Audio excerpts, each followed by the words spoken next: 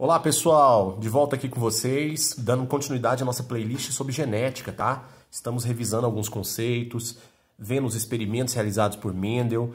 Logo mais gravarei uma aula de resolução de exercícios da primeira e da segunda lei de Mendel para que vocês possam ver como os processos seletivos, Brasil afora, cobram esse assunto, tá? Um assunto crucial, diria, tá? Principalmente no Enem, beleza, pessoal? Espero que essa playlist ajude vocês, consiga desenferrujar alguns aí, que vocês possam aproveitar bastante, ok? Nessa aula aqui, que vai ser relativamente curta comparada com as outras aulas, eu vou te mostrar simplesmente o comportamento dos alelos, tá? Na segunda lei, quando se trata da meiose. Bom, todo mundo aqui já sabe que a meiose é uma divisão celular especial que forma ou gametas ou esporos. Já disse para vocês, né? Então hoje eu vou te mostrar como é que seria o comportamento dos alelos, de acordo com a segunda lei, durante a meiose para a formação de gametas, tá? Então vamos assumir o seguinte, pessoal, vamos assumir que essa pequena célulazinha que vocês estão vendo aqui, ó, deixa eu dar uma melhorada aqui na folha para vocês, ótimo. Essa pequena célulazinha que você está vendo aqui, ó, ela tem um 2N igual a 4. Vamos lembrar o que significa 2N igual a 4? Primeiro vamos escrever, para ficar legal, ok? 2N igual a 4. O que seria esse 2N, pessoal? Quer dizer que ela tem dois genomas, tá? Cada N representa um genoma. Você pode falar genoma ou conjunto cromossômico, tá? Então ela tem dois conjuntos cromossômicos. Eu coloquei cores diferentes para ficar fácil vocês identificarem aqui ao longo do desenho, tá bom? Bom, um conjunto cromossômico de origem paterna e um conjunto cromossômico de origem materna, como eu havia explicado nas aulas anteriores, beleza? Se fosse uma célula humana, esse 2N seria igual a 46 cromossomos. Aqui eu reduzi para 4 para caber aqui na folha e você entender bem como acontece a divisão, tá, dos alelos na formação dos gametas aqui, de acordo com a segunda lei da genética, a lei da segregação independente. Então, bora lá, continua comigo. Aqui eu coloquei um cromossomo azul, um cromossomo vermelho, um cromossomo roxo e um cromossomo verde, tá bom? Perceba que no cromossomo azul, a informação genética destacada é o azão, tá? O alelo azão. No cromossomo vermelho, que forma seu par, eu tenho o azinho. Então, essa configuração genotípica aí é de um gene híbrido ou heterozigoto, tá? Aqui no cromossomo roxo, a configuração genética que está em destaque é o Bzão. E no seu homólogo verde, a configuração genética que está em destaque é o Bzinho. Ou seja, eu tenho um gene heterozigoto Bzão-Bzinho. Ou seja, eu tenho genes heterozigotos, dois genes heterozigotos, localizados em cromossomos diferentes, ok? Se a gente seguir as diretrizes da segunda lei, esses genes vão se separar sem interferência. Bom, nesse primeiro momento que você está vendo aqui, a célula ainda não duplicou sua informação genética, ela não passou por aquelas fases de duplicação do DNA. Então vamos assumir que essa célula, ela duplicou a sua informação genética. Como assim, professor? Me explica isso um pouco melhor.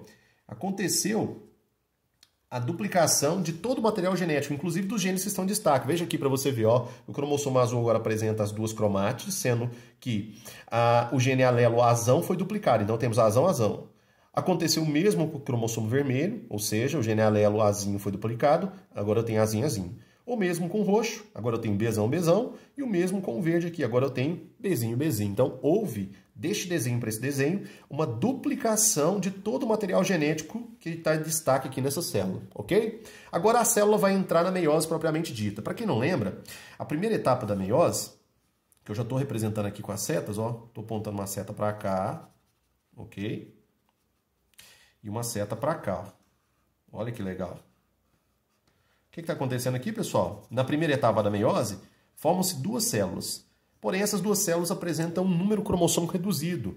É a famosa meiose reducional, lembra disso? Na meiose reducional, formam-se duas células, só que essas duas células agora elas apresentam apenas a metade, tá, da carga cromossômica ou do conjunto cromossômico completo. Aqui era 2N, agora essa célula passa a ser N igual a 2. E essa célula aqui passa a ter N igual a 2, ou seja, eu reduzi a informação genética pela metade, tá bom? Aí observem para você ver aqui, ó, no meu desenho que está em destaque, eu separei os pares homólogos vermelho e azul e separei os pares homólogos roxo e verde.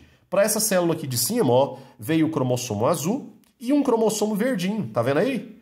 Aqui embaixo veio o cromossomo vermelho e um cromossomo roxo. Professor, eu não poderia separar aqui, ó, roxo e verde para uma célula, azul e vermelho para outra? Não, pessoal. Lembra que na primeira parte da meiose, que a gente chama de meiose reducional, eu vou separar o par homólogo, tá? Então, cada par homólogo é separado, beleza? Então, você não pode colocar aqui, ó, na célula que está sendo formada, os cromossomos homólogos juntos, tá? Isso configura uma coisa que nós chamamos de não disjunção cromossômica. Isso é um evento mutacional, isso faz mal, tudo bem? Beleza. Continuando a aula de genética, o que vai acontecer agora, pessoal? Eu vou partir com cada uma dessas células aqui formadas para a segunda etapa da meiose. A segunda etapa da meiose a gente chama de meiose equacional. Lembra que essa célula aqui vai formar duas. Ó, aqui eu já estou colocando as setas para você conseguir me acompanhar. Aqui eu tenho formando uma célula aqui e uma célula aqui, ó. Ok? Beleza. Como é que é o nome disso, pessoal? Meiose equacional. A gente pode marcar pela letra E, assim, para ficar mais bonitinho, tá? Aqui é a mesma coisa, ó. Formei uma célula aqui. Tudo bem? Ó. E aqui também eu vou formar outra célula, ó.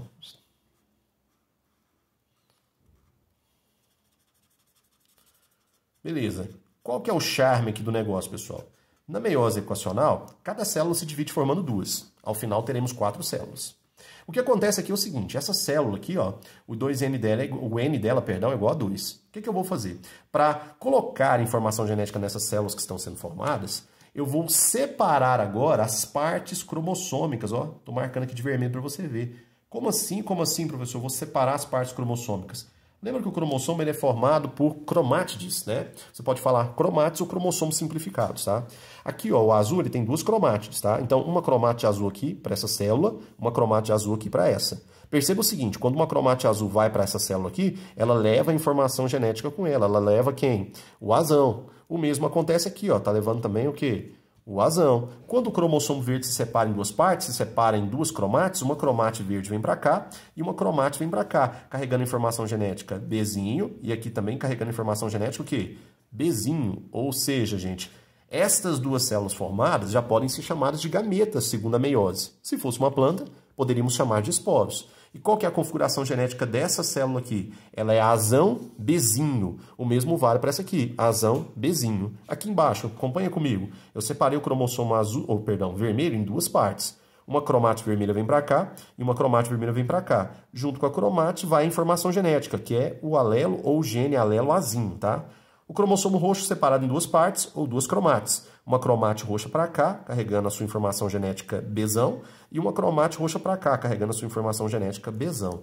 Ou seja, pessoal, aqui eu vou ter informação genética azão, Bzinho, aqui azão, Bzinho, aqui azinho, Bzão, e aqui azinho o quê? Bzão, tá? Numa proporção de 25%, ó, 25%, 25%, 25%, e aqui 25%. Mas, professor, você mostrou para nós na aula lá da segunda lei que as células podem formar 4 tipos diferentes de gametas quando a configuração é um duplo heterozigoto ou um dihíbrido. E pode mesmo, pessoal. Quer ver? Usa sua imaginação aqui comigo. Imagine que na hora da separação aqui da meiose reducional tenha ido para cá, ó, um cromossomo azul e um cromossomo roxo, tá? Se fosse o cromossomo azul e o cromossomo roxo, como é que seria a formação do gameta aqui? O gameta seria assim, pessoal, ó. Seria assim, ó. Vou fazer aqui então um traço aqui para você não confundir, tá? Seria como, pessoal? Seria assim, ó. Ele seria azão, Bzão, ok? E aqui, pessoal, azão, Bzão. Também numa proporção de 25 quê? Por cento? 25 quê? Por cento. Aqui seria azinho, Bzinho, numa proporção de 25%. E aqui azinho, Bzinho também numa proporção... Opa, faltou o 25 aqui, né? Desculpa, numa proporção de 25%. Tá todo mundo entendendo? Então a gente tem o seguinte, pessoal. Na meiose de um duplo heterozigoto, ou seja, azão, azinho, Bzão, Bzinho, eu formo 4 tipos de gametas. Gameta azão, Bzinho ou azão, Bzão. Gameta azinho, Bzão ou azinho, Bzinho. Beleza? Sempre numa proporção de 25 quê? Por cento, tá bom? Guarda, por favor, esse número aqui. Então, na meiose, segundo a lei da genética, segregação independente, um duplo heterozigoto, um híbrido, ele consegue formar 4 tipos diferentes de gameta em mesma proporção, tá? Aqui eu estou mostrando para vocês um híbrido azão-azinho, Bzão-Bzinho, formando gametas azão-Bzinho ou azão-Bzão. Azinho-Bzão ou azinho-Bzinho, tá? Sempre na mesma proporção de 25%. Este é o comportamento dos genes alelos na segunda lei, ou seja, Quando os genes alelos estão localizados em cromossomos não homólogos, eles se separam sem interferência. Então, aqui nessa célula poderia ser tanto azão Bzinho quanto azão Bzão. Nessa célula poderia ser tanto azinho Bzão quanto azinho Bzinho, ok? Isso a gente chama de segregação independente, tá? Que é o esqueleto, né, a coluna dorsal ou a diretriz principal da segunda lei da genética, ok? Espero que vocês tenham gostado. Numa próxima aula eu vou explicar para vocês a formação de gametas envolvendo polihíbridos. O que são polihíbridos? São indivíduos com uma configuração genética com muitos genes híbridos ou heterozigotos. Beleza? Um forte abraço e, se precisarem de mim, sabem onde me encontrar. Fui!